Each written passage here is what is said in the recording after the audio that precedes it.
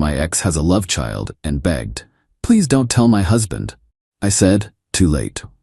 When she found out I'd already sent him the DNA test and timeline proving the baby wasn't his, the secret exploded. I, 31 male, got a call from my ex-girlfriend Melissa 2 weeks ago that turned into the wildest karma situation I've ever witnessed. We dated for 3 years, broke up 4 years ago when she cheated on me with her coworker. Classic story. I found texts, confronted her, she cried but admitted she'd fallen in love with him. I moved on. She married the guy Derek 2 years later. I hadn't spoken to her since our breakup until she called me out of nowhere at 11 p.m. on a Thursday. "Please, I need to see you. It's an emergency." "Melissa? What the hell? It's been 4 years." I know. Please can we meet tomorrow?" "Coffee?" Against my better judgment, I agreed. Curiosity, mostly. Next day she shows up looking exhausted. Designer bag, wedding ring with a rock the size of a grape, but bags under her eyes like she hadn't slept in weeks. "I need your help," she started. "That's rich. With what?" She pulled out her phone, showed me a photo of a baby, maybe 8 months old. Cute kid, curly dark hair. "This is Aiden, he's yours." I actually laughed. "No, he's not. The timeline matches. I was still sleeping with you when—" "Melissa, stop. First of all, that would make him over 3 years old, not 8 months. Second, you're married. To Derek. The guy you left me for." Her face went red. "I mean, I had an affair, while married, with someone who looked like you. And now Derek thinks the baby is his, but I did the math and—" "Hold up, you're telling me you cheated on your husband, had a baby, and now you want me to—" "What exactly?" "I need you to take a DNA test." "Why? To prove you're not the father." "I'm obviously not the father. We haven't been together in 4 years. That's when she broke down. The real story came out. She'd had an affair with her personal trainer, Garrett. Got pregnant, told Derek the baby was his, but Garrett had recently started demanding to see his son and threatening to tell Derek everything if she didn't let him be involved. "So you want me to take a DNA test to show Garrett that he might not be the father? To create doubt?" "Yes. If there's multiple possible fathers, he won't be so confident, he might back off." The entitlement was staggering. "You want me to help you cover up your affair? Please. Derek will divorce me. I'll lose everything. The house, the cars, my whole life." "That's called consequences, Melissa." She grabbed my hand. "I know I hurt you, but we loved each other once. Please don't let my life fall apart." I pulled my hand away. "I'll think about it." She left looking hopeful. But here's what she didn't know. I'd been recording our entire conversation on my phone. Legal in my state for my own protection. That night I did some digging, found Derek on LinkedIn. Investment banker, seemed successful. His Facebook was private, but his Instagram wasn't.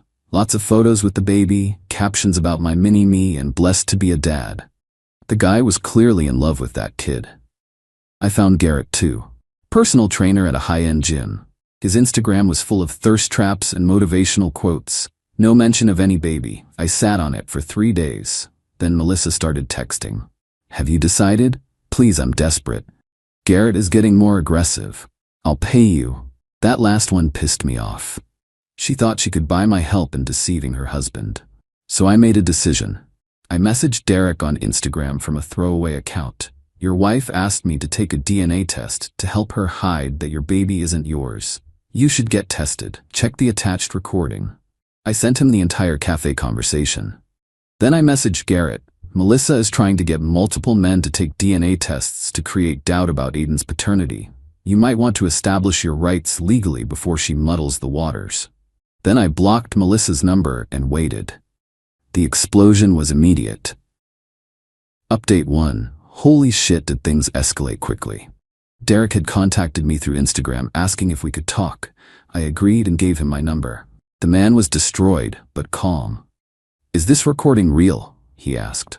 100%. She asked me to meet her, told me this whole story about needing my help. "Why would you send this to me? You could have just ignored it." "Because 4 years ago, I was you. Nobody told me she was cheating until after I found out myself. I wish someone had given me a heads up." He was quiet for a moment. "The timeline. When did she say the affair was?" I told him what she'd said about Garrett. He asked me to send him the recording directly, which I did. Meanwhile, Melissa had figured out I'd blocked her and started losing her mind. She couldn't text me, but she could email. And boy did she email. First came the anger. "You ruined my life, you vindictive asshole." Then the bargaining. "Please talk to Derek, tell him you were lying, I'll give you $50,000. Then the threats. "I know where you work. I'll tell them you're harassing me." I forwarded all of these to Derek. Turns out Derek had immediately gotten a DNA test after our call. Rushed it at a private lab. Results would be in by end of week. He'd also hired a PI to look into Garrett and Melissa's relationship. But here's where it gets really interesting. Garrett had also received my message and had already filed for a paternity test through the courts. Apparently, he'd been documenting everything for months. Texts from Melissa, photos of them together during the affair window, even had receipts from hotels. Derek called me again.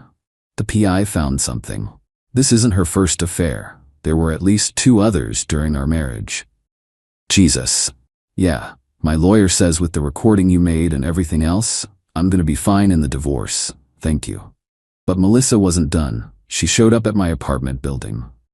Security wouldn't let her up, but she waited in the lobby for 3 hours until I came home from work. "You destroyed everything," she screamed the moment she saw me. "You destroyed everything when you decided to cheat. Multiple times, apparently." "That's not. How did you?" "Your husband's PI is very good. She tried to block me from getting to the elevator. You need to fix this. Tell Derek you lied. Move or I'm calling the cops. I'll tell everyone what you did. I'll ruin your reputation." "Tell everyone what? That you asked me to help cover up your affair and I refused?" "Please do." Security finally intervened and escorted her out, but she wasn't done. Update 2. The DNA results came back. Derek was not the father, Garrett was. Derek sent me a simple text. "Test confirmed what we suspected. Thank you again." But Melissa went nuclear. She started a campaign to destroy my life, but not through social media like you'd expect. No, she was smarter than that. She called my employer claiming I was stalking her. Thankfully, I'd already given HR a heads up about a situation with an unstable ex and provided them with the security footage of her waiting in my building's lobby. They took my side. She then tried to get creative. She contacted my current girlfriend, we'd been dating for about a year, with a fake story about how I was obsessed with Melissa and had been trying to break up her marriage for years. My girlfriend, Raina, called me immediately. "Your ex just DM'd me some crazy shit." I showed her everything. The recording, the emails, the security footage. Raina's response? She screenshotted Melissa's messages and replied, "He already showed me everything. You're pathetic. Also, your baby daddy is posting about filing for custody on Instagram right now. Maybe focus on that." Because yes, Garrett had gone public. Full scorched earth. Posted the DNA results on his Instagram with a caption about fighting for my son that was hidden from me. Derek had filed for divorce and, because of the affair and fraud, claiming the baby was his, was going for everything. The house was his from before the marriage. The cars were in his name. Melissa was about to lose it all. That's when her parents got involved. I got a call from a number I didn't recognize. It was her father, Robert. "I'm calling to ask you to stop this destruction of my daughter's life." "Sir, with all due respect, I didn't destroy anything. I told the truth to a man who deserved to know it." She made a mistake. Multiple mistakes. Multiple affairs, and then tried to drag me into it. She's going to lose custody of Aiden.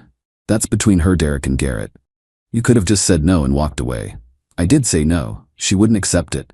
She showed up at my home. She tried to get me fired. She contacted my girlfriend. Silence. Then, she did what? Apparently, Melissa hadn't told Daddy the whole story. I forwarded him the emails and security footage. He called back an hour later. I apologize. I didn't know the extent of her actions. We'll handle this internally." Update 3. The divorce proceedings were moving fast. Derek's lawyer had everything lined up perfectly. But Melissa made one last desperate play. She claimed Derek had been abusive, said that's why she sought comfort in other men. It was a Hail Mary, but it meant Derek had to defend himself. Derek's lawyer reached out to me. "Would you be willing to testify about your relationship with Melissa? What would you need? Just the truth. How she was during your relationship, the cheating, her patterns." I agreed, not out of spite, but because lies about abuse are serious and Derek didn't deserve that. The deposition was interesting.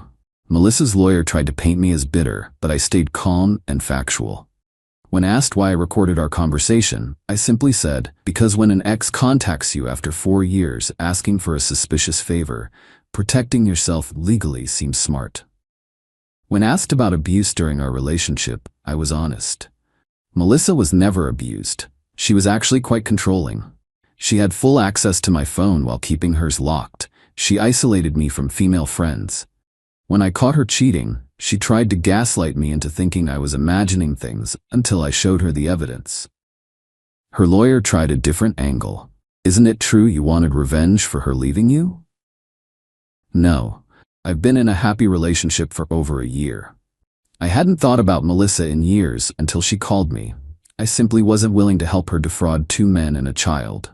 Meanwhile, Garrett's custody case was building. He'd hired a family lawyer and was going for joint custody. His argument was solid. Melissa had deliberately hidden his child from him and committed paternity fraud. But here's where Melissa really screwed herself. She tried to flee with the baby. Her plan was amateur hour. She bought a plane ticket to her cousin's place in another state using a credit card. Derek's PI was monitoring. She was stopped at the airport. Attempting to take the child across state lines during an active custody dispute, that's attempted parental kidnapping. She was arrested, spent a night in jail before her parents bailed her out, but the damage was done. The judge in the custody case was not amused. Final update. It's been 3 months since that first phone call from Melissa. Here's where everyone ended up. Derek got his divorce. Melissa got nothing except her personal belongings and debt from her shopping habits.